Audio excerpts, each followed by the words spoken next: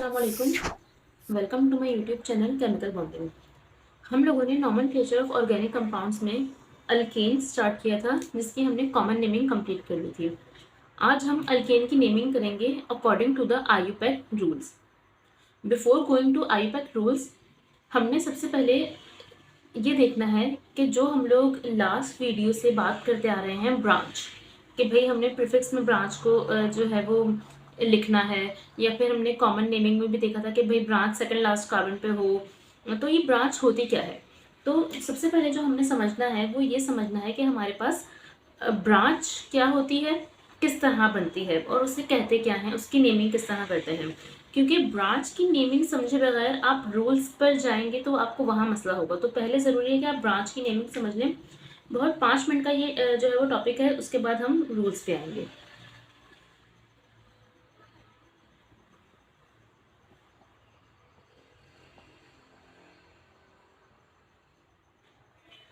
तो branch basically होती क्या है? ब्रांच हमारे पास अल्केन ही होता है जब उसमें से हम एक हाइड्रोजन एटम को रिमूव कर दें। When a one hydrogen atom is removed from the alkane, then it is converted into a branch, and this is known as alkyl or alkyl group.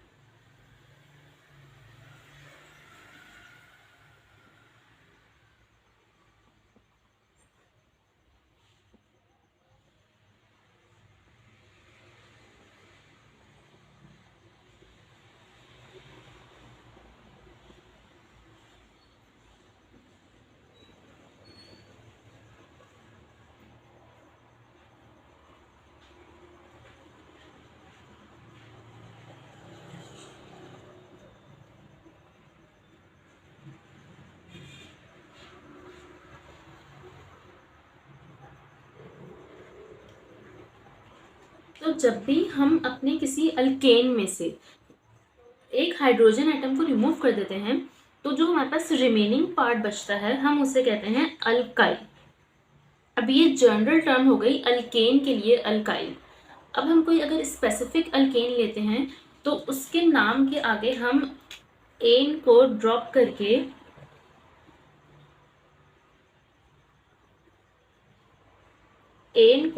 करके इसके अंदर एडिशन कर देंगे YL की, और ये बन जाएगा हमारे पास अल्काइल। मतलब ये रिएक्शन नहीं है बेसिकली, ये मैं आपको वही समझाना चाह रही हूँ कि जब भी हम किसी अल्केन में से एक हाइड्रोजन एटम को रिमूव कर देंगे तो उस वक्त जो है उसका ये एन रिमूव होके उसकी जगह ये YL आ जाएगा, यानी YL इस एन को रिप्लेस कर देगा और ये हमारे पास बन जाएगा alkyl. This is a general term for a branch. अगर एक स्पेसिफिक अल्केन के ऊपर आते हैं तो हम ये कंसीडर करते हैं, फॉर एग्जांपल मीथेन CH4।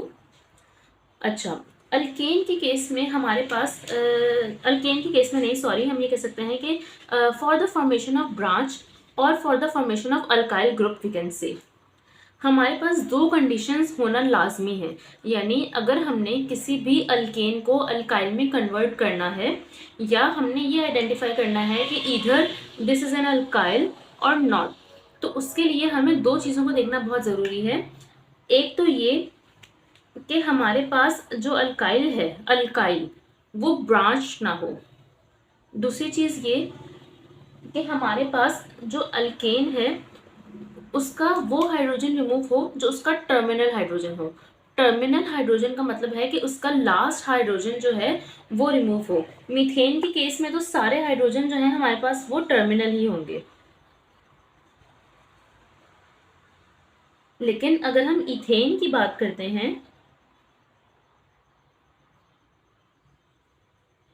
या हम प्रोपेन की बात करते हैं, वो ज़्यादा बेहतर है। तो यहाँ पे हमारे पास या तो ये हाइड्रोजन रिमूव हो या ये हाइड्रोजन रिमूव हो। अगर हम इस साइड से स्टार्ट करते हैं तो ये टर्मिनल होगा, इस साइड से स्टार्ट करते हैं तो ये टर्मिनल होगा। तो हमारे पास ये ज़रूरी है कि जो हमारे पास रिमूव हो रहा है हाइड्रोजन वो टर्मिनल ही हो, सेंटर वाला हाइड्रोजन रिमूव नहीं हो सकता for the formation of an alkyl. तो अल्काइल की फॉर्मेशन के लिए ये जरूरी है कि जो हाइड्रोजन रिमूव हो रहा है वो एक तो हमारे पास टर्मिनल हो। मीथेन के केस में सारे टर्मिनल हैं, और इथेन के केस में भी हमारे पास जो दोनों साइड है वो मतलब दोनों साइड से हो सकता है, इस साइड से भी हो सकता है, इस साइड से भी हो सकता है। कोई हार्ड एंड फास्ट इथेन के लिए आया ज़रूरी नहीं है, लेकिन प्रोपेन में और इससे जो हम आगे आ जाएंगे ब्यूटेन पे, पेंटेन पे, हेक्सेन पे, हेप्टेन पे, तो उन सब में जो है हमें ये देखना होगा कि हमारा टर्मिनल हाइड्रोजन रिमूव हो। जब हमारा टर्मिनल हाइड्रोजन, अब ये हमारे पास क्या है, प्रोपेन, यानी ये हमारे पास एक अदद अल्केन है। अब हम इसमें से जब हाइड्रोजन एटम को रिमूव कर देंगे तो ये हमारे पास कन्वर्ट हो जाएगा एक अल्काइल में, और ये क्योंकि 3 कार्बन एटम का है तो ये हमारे पास बन जाएगा प्रोपाइल।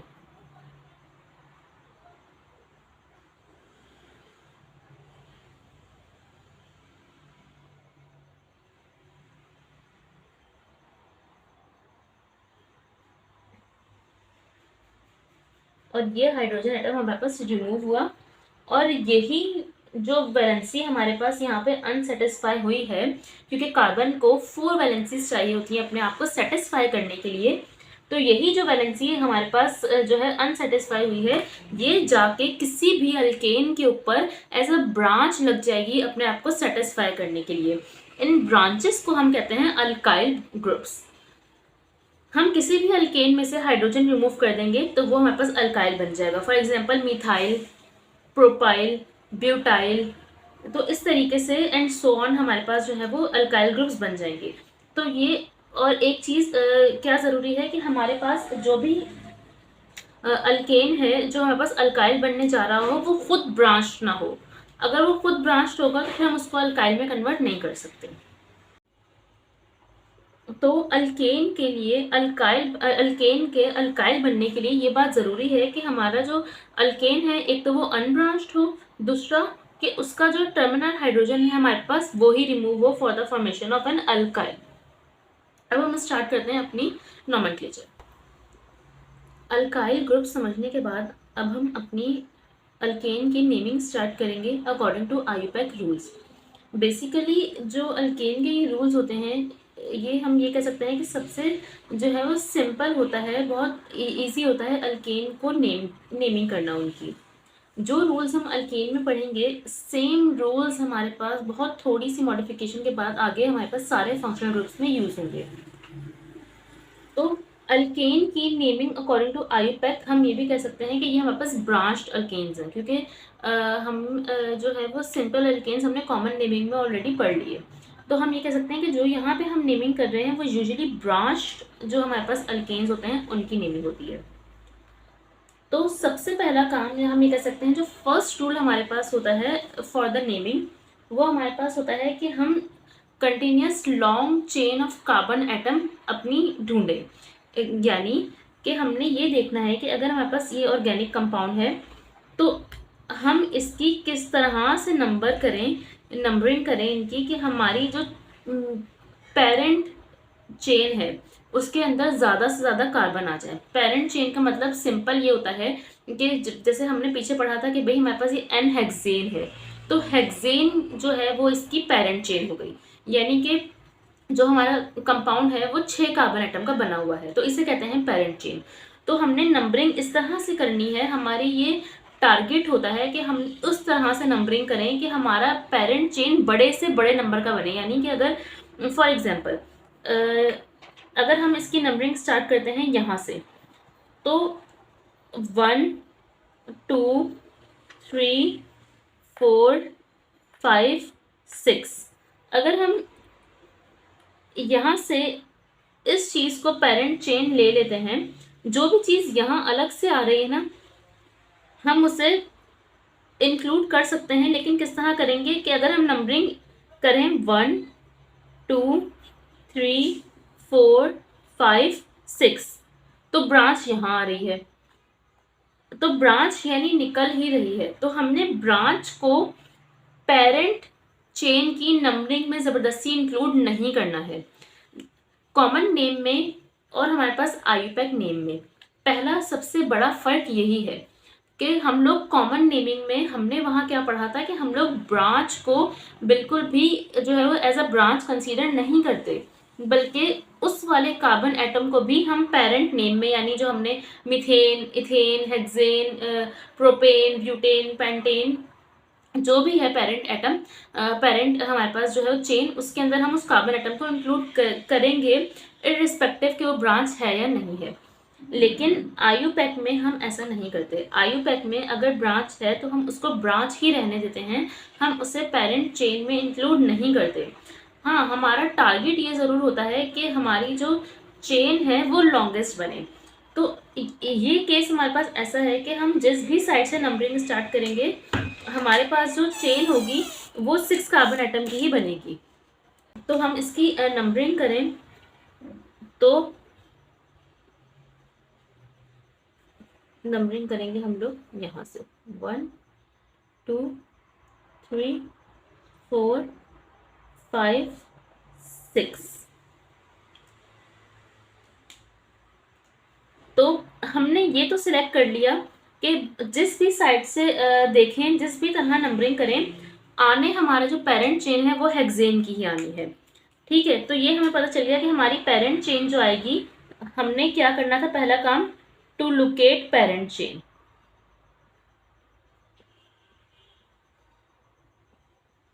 हमने अपनी पेरेंट चेन ढूंढ ली है।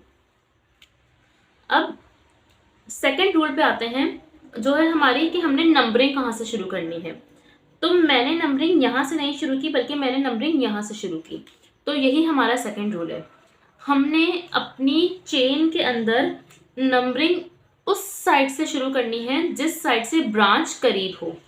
अगर हमारे पास ये ब्रांच इस जगह की जगह यहाँ लगी हुई होती, यानी ये जो हमारे पास है ये इस तरह बन रहा होता,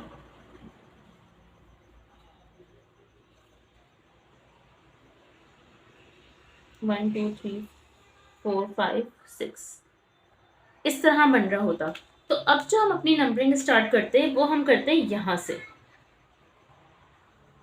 2 3 4 5 6। तो हमने पहला रूल क्या किया कि भाई हमने ये देख लिया कि किस तरीके से हम कार्बन एटम्स को लेंगे अपनी चेन में, तो ज़्यादा से ज़्यादा कार्बन एटम हमारी चेन में आ जाएंगे, कितना बड़ा हमारा जो नेम है वो जाएगा। जैसे अब यहाँ पे हमारे पास हेक्सेन तक आ रहा है। सेकेंड रूल हमारे पास क्या है कि हमने उस चेन की नंबरिंग इस तरह करनी है कि जो हमारी ब्रांच है उसको छोटे से छोटा नंबर मिले, यानी कि वो हमारे पास हमने नंबरिंग उस साइड से शुरू करनी है जहाँ से हमारी ब्रांच करीब हो, या फिर हम ये कह सकते हैं कि हमने नंबरिंग इस तरह करनी है कि जो हमारी मौजूदा ब्रांच है उसको छोटे से छोटा नंबर मिले। तो ये हो गया हमारे पास इसका सेकेंड रूल।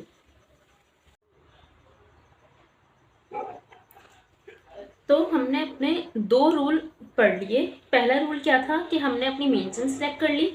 सेकेंड रूल क्या था कि हमने नंबरिंग इस तरह दे दी कि ब्रांच को छोटा नंबर मिल गया। अब हमारा थर्ड जो रूल है वो ये है कि हमने अपनी ब्रांच को किस तरह ऐड करना है अपने पेरेंट एटम के साथ इन द नेम। तो हमने जो हमारी लास्ट वीडियो थी उसमें हमने एक चीज़ पढ़ी थी, वो क्या थी, प्रीफिक्स, रूट वर्ड और हमारा सफिक्स। मैंने आपको वहां बताया था कि सफिक्स यहाँ पे, क्योंकि ये सिंपलेस्ट हमारे पास नेमिंग है, तो यहाँ पे हमारे पास सिर्फ एक प्राइमरी सफिक्स यूज होगा जो हमारे पास होगा एन। तो सफिक्स तो हमें पता है हमारा क्या हो गया, एन। रूट वर्ड हमारे पास, मैंने आपको अभी बताया कि ये पेरेंट चेन जो होती है हमारे पास उसे ही हम रूट वर्ड कहते हैं। पेरेंट चेन कह लें या रूट वर्ड कह लें या मेन चेन कह लें, लॉन्गेस्ट चेन कह लें, सब चीज़ें जो है वो एक ही बात है। तो जो हमारी पेरेंट चेन है यहाँ पे, यानी जो हमारा रूट वर्ड है वो क्या है, 6 कार्बन एटम यानी हेक्स। तो ये हमारे पास क्या है, हेक्सेन। तो रूट वर्ड और सफिक्स हमारे पास क्या बन गया, हेक्सेन। हेक्सेन। अब हम पीछे आते हैं अपने प्रीफिक्स की तरफ।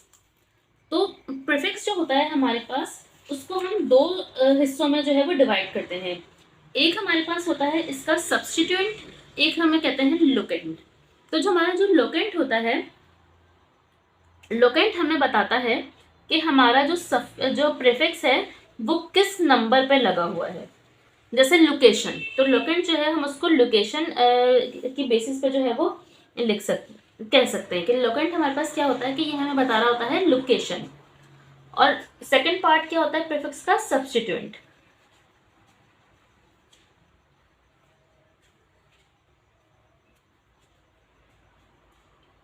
तो प्रीफिक्स दो हिस्सों में डिवाइड हो जाता है, लोकेंट और सब्स्टिट्यूएंट।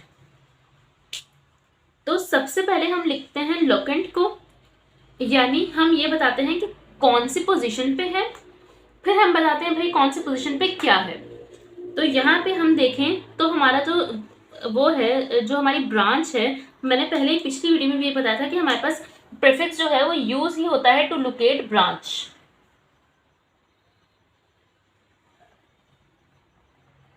अल्केन्स में हमारा जो प्रीफिक्स है ये यूज ही होता है टू लोकेट द ब्रांच। हम ब्रांच की ही जगह बताने के लिए प्रीफिक्स को बेसिकली यूज करते हैं। तो जगह किस तरह बताई जाती है कि भाई इस जगह रहता है ये शख्स। तो किस जगह रहता है भाई, सेकंड कार्बन एटम पे रहता है। किस पे रहता है, लोकेंट सेकंड कार्बन एटम पे। तो हमने लिख दिया ये सेकंड।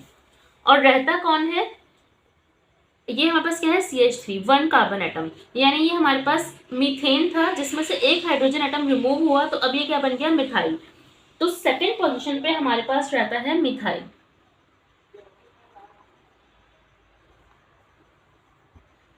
टू और मिथाइल, यानी जब भी हमारे पास नॉमेनक्लेचर आएगा, तो जब हमारे पास नॉमेनक्लेचर में नंबरिंग और वर्डिंग दोनों इंक्लूड हो रही होंगी, तो उन दोनों के बीच में हमेशा हमारे पास आएगा हाइफन।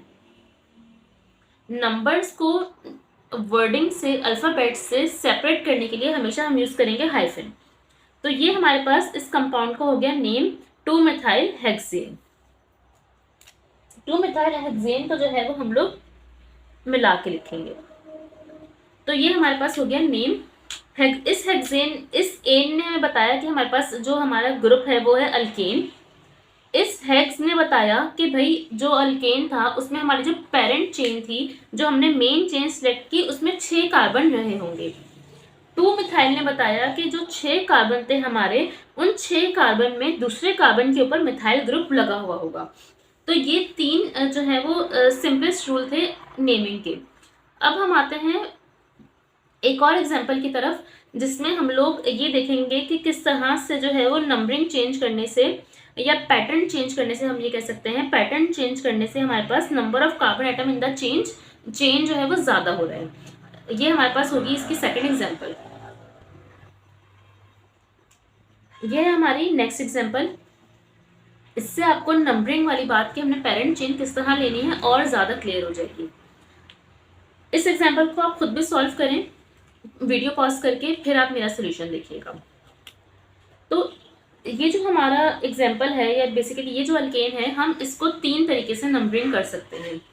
पहली नंबरिंग तो बिल्कुल सिंपल होगी कि या तो इधर से स्टार्ट कर दें या इधर से स्टार्ट कर दें, और काउंटिंग 1 2 3 4 5 6। इधर से भी स्टार्ट करेंगे उधर, तो 6 कार्बन एटम आएंगे हमारे रूट वर्ड में। एक नंबरिंग तो हो गई ये। सेकेंड नंबरिंग हमारे पास होगी, अगर हम स्टार्ट करते हैं यहाँ से 1 2 3 4, और 1 2 3 4, यानी यूं जाएं या यूं जाएं, तो हमारे रूट वर्ड में जो कार्बन एटम आएंगे वो होंगे 4। थर्ड टाइप की जो नंबरिंग हमारी हो सकती है वो वो हमारी हो सकती है किस तरह कि अगर हम करें 1 2 3 4 5 6 7, इसी को रिवर्स ले जाएं तो भी हमारे पास बनता है 7। यानी हम 3 तरीके से इसकी नंबरिंग कर सकते हैं, और हमने वो वाली नंबरिंग सिलेक्ट करनी है जिसको सिलेक्ट करने के बाद जो हमारा रूट वर्ड है उसमें मैक्सिमम कार्बन एटम आए। तो हमने ये तो अंदाज़ा लगा लिया कि जो हमारा रूट वर्ड होगा वो इस तरह होगा। हमने अपनी नंबरिंग कुछ इस तरह करनी है। अब यहाँ पे आती है बात कि अब नंबरिंग स्टार्ट कौन से वाले टर्मिनल से या कौन से वाले एंड से करनी है, इधर फ्रॉम दिस एंड और फ्रॉम दिस एंड। तो अब यहाँ पे अप्लाई होगा सेकेंड रूल। हमने नंबरिंग उस साइड से करनी है जिस साइड से हमारी ब्रांच को सबसे छोटा नंबर मिले। अगर ये कार्बन एटम यहाँ लगा हुआ है बेटा, तो ये कार्बन एटम हमारे पास मेन चेन का नहीं होगा। ये हमारी मेन चेन ये रही, ये कार्बन एटम हमारी मेन चेन में नहीं आता। क्यों नहीं आता? क्योंकि जब हम नंबरिंग स्टार्ट करेंगे तो हम नंबरिंग 1 2 3 4 ऐसे नहीं स्टार्ट कर सकते। हमारी नंबरिंग कंटिन्यूअस होनी चाहिए। ये नंबरिंग तो डिस्क्रीट हो जाएगी कि 1 2 3 4 इस तरह की नंबरिंग नहीं होती। नंबरिंग के लिए ये भी देखना बहुत जरूरी है कि हमारी नंबरिंग किस तरह आए, कंटिन्यूअस आए। अगर हम इस नंबरिंग को यूं ले जाते तो ये यूं कंटिन्यूअस होती और ये चीज ब्रांच में आ जाती। फिर हमारे पास ब्रांच क्या होती? इथाइल होती, क्योंकि 2 कार्बन एटम है ना। लेकिन उस तरह हमारे पास जो रूट वर्ड था उसमें मैक्सिमम कार्बन एटम नहीं आ रहे थे, तो इसलिए हमने नंबरिंग को इस तरह स्विच कर दिया और ब्रांच हमने इसे अज्यूम कर ली। तो ये हमारे पास जो है वो मेन एटम में नहीं आएगी। तो नंबरिंग हम कहाँ से स्टार्ट करेंगे? हम यहाँ से स्टार्ट करेंगे। क्यों? क्योंकि इस टर्मिनल पे हमारे पास जो ब्रांच है वो नियरेस्ट आ रही है। तो नंबरिंग 1 2 3 4 1 2 3 4 5 2 3 3 4 5 6 7। तो हमने अपनी मेन चेन सेलेक्ट कर ली 7। अब हमारी ब्रांच क्या है, यानी हमारा प्रीफिक्स क्या है? प्रीफिक्स को वही जो है वो पहले देखेंगे कि प्रीफिक्स कौन सी पोजीशन पे है, फिर प्रीफिक्स क्या है। तो इसी तरीके से नेमिंग हम लिख देंगे इसकी कि प्रीफिक्स हमारे पास कौन सी पोजीशन पे है। प्रीफिक्स है हमारे पास 3rd पोजीशन पे। अब हमने ये तो बता दिया कि प्रीफिक्स की पोजीशन क्या है, 3। अब हमने डाला हाइफन। प्रीफिक्स है क्या? मिथाइल। और अब फाइनली हमारे पास क्या आ जाएगा? Root word with the suffix. तो रूट वर्ड हमारा क्या बना, यानी पेरेंट चेन कितने एटम की बनी? 7 एटम की बनी। तो ये होगा हमारे पास हेप और सफिक्स क्या आ जाएगा? Ane, heptane. अब मैं आगे रूट वर्ड और सफिक्स को सेपरेट करके नहीं बताऊंगी। अब आप लोगों को ये इतना पता चल गया होगा कि रूट वर्ड और सफिक्स को हमेशा बिल्कुल मिला के एक वर्ड बना के लिखा जाता है। अगर आप इसे अलग अलग लिखेंगे, हेप्ट अलग और एन अलग, वो गलत हो जाएगा। मैं जो आपको बता रही हूँ वो सिर्फ समझाने के लिए बता रही हूँ कि एन आपके पास सफिक्स को रिप्रेजेंट करता है, एन आपके पास अल्केन को बताता है। या हम यहाँ ये कह सकते हैं कि एन हमें ये बताता है कि यहाँ पे कहीं भी डबल बॉन्ड नहीं प्रेजेंट, बल्कि हर कार्बन को जो है वो एक अलग एटम ने सेटिस्फाई किया हुआ है। ये सबके लिए ज़रूरी है कि आप फर्स्ट वीडियो देख के आए। अगर आप फर्स्ट वीडियो देख के नहीं आते हैं तो आपको सेकेंड वीडियो समझ नहीं आएगी। तो ये हमारे पास इस कंपाउंड का नेम हो गया 3 मिथाइल हेप्टेन। अगर आपको ये ना दिया हो और आपको ये नेम दे दिया जाए और कहा जाए कि भाई इस नेम के अकॉर्डिंग आपने जो है वो कंपाउंड बनाना है, तो अब आप इसका रिवर्स भी कर सकते हैं। इसका रिवर्स आप किस तरह कर सकते हैं कि आप इसको डिवाइड कर देंगे 2 हिस्सों में। अब मैंने कहा ना कि मैं रूट वर्ड और सफिक्स को अलग अलग नहीं बोलूंगी, अभी हमारे लिए एक ही वर्ड है, क्योंकि अब आपको ये समझ आ गया होगा। तो 2 हिस्सों में डिवाइड कर देना है, हेप्टेन में और 3 मिथाइल में, यानी प्रीफिक्स में और प्रीफिक्स में, और हमने इसको डिवाइड कर दिया पेरेंट चेन में। अब यहां से हमें ये पता चल रहा है कि भाई जो मेन चेन होगी ना उसमें हमारे पास होंगे 7 कार्बन। तो मेन चेन में हमारे पास होंगे 1 2 3 4 5 6 7। ठीक है। अब इसमें जो है हमें ये अब हमने ये देखना है कि भाई 7 कार्बन हमारे पास हो गए। अब इस 7 कार्बन में जो तीसरा वाला कार्बन होगा वहां लगा होगा हमारे पास मिथाइल। तो अब आप चाहे यहां से लगाएं चाहे यहां से लगाएं, आपको कोई भी कुछ नहीं कहेगा। हम यहां से लगा लेते हैं, ये हमने लगा लिया मिथाइल। अब आप करेंगे कार्बन की वैलेंसी को सेटिस्फाई कि एक कार्बन की वैलेंसी सेटिस्फाई हो गई, इसको कितनी चाहिए? 3। इसके पास 2 वैलेंसी सेटिस्फाई हैं, इसे कितनी चाहिए? 2। इसको भी 2, इसको भी 2। इसकी 3 वैलेंसी सेटिस्फाई हैं तो इसको चाहिए 1। इसकी 2 सेटिस्फाई हैं तो इसको चाहिए 2, इसको चाहिए 3। ये हमारा बन गया कंपाउंड। तो 3 मिथाइल हेप्टेन हम इस तरह भी लिख सकते हैं और जिस तरह मैंने पहले एग्जांपल दिखाई उस तरह भी लिख सकते हैं। बात सिर्फ इतनी होती है कि आपने जो है वो नंबरिंग किस तरह से दी है। अगर आपने नंबरिंग बिल्कुल ठीक दी होगी तो चाहे कंपाउंड इस तरह से लिखा हुआ आए या जो पहले मैंने लिखा था उस तरह से लिखा हुआ है, नंबरिंग आपकी बिल्कुल ठीक ही आएगी। तो ये आपकी एक प्रैक्टिस है कि आप पहले कंपाउंड की नेमिंग करें, फिर नेम को देखते हुए कंपाउंड बनाएं। तो आपकी जो उससे प्रैक्टिस है ना, जो क्रॉस आपकी प्रैक्टिस होगी, ये आपके जो रूल्स होंगे ना उन्हें और मजीद जो है वो क्लैरिफाई कर देगी। ये थे हमारे पास बेसिक से 3 रूल्स। इसकी नेक्स्ट पार्ट में हम ये देखेंगे कि अगर हमारे पास एक से ज़्यादा अल्काइल ग्रुप यानी एक से ज़्यादा ब्रांचेस प्रेजेंट हैं तो उन्हें उन्हें किस तरह नेमिंग देनी है। उस केसेस में हमारे पास क्या आता है कि एक से ज़्यादा ब्रांचेस या तो एक जैसी होंगी या फिर अलग अलग होंगी। तो अलग अलग होंगी तो उन्हें नेमिंग किस तरह देनी है, एक जैसी होंगी तो उन्हें किस तरह नेमिंग देनी है, ये हम करेंगे इसके पार्ट 3 के अंदर। अभी हमने किए हैं इसके शुरू के 3 रूल्स। तो आप इनकी प्रैक्टिस करें, जो है वो एग्जांपल्स जितनी भी निकालें। इंशाल्लाह मैं जब ये नोमेनक्लेचर ऑफ अल्केन्स हमारा पूरा कंप्लीट हो जाएगा तो जितनी हमारे पास मेरे पास एग्जांपल्स होंगी मैं सारी की सारे एग्जांपल्स भी आपको दे दूंगी और उनके सोल्यूशन भी आपको प्रोवाइड कर दूंगी, जो आपकी प्रैक्टिस के लिए मोर देन इनफ होंगे। जब तक के लिए अल्लाह हाफिज़।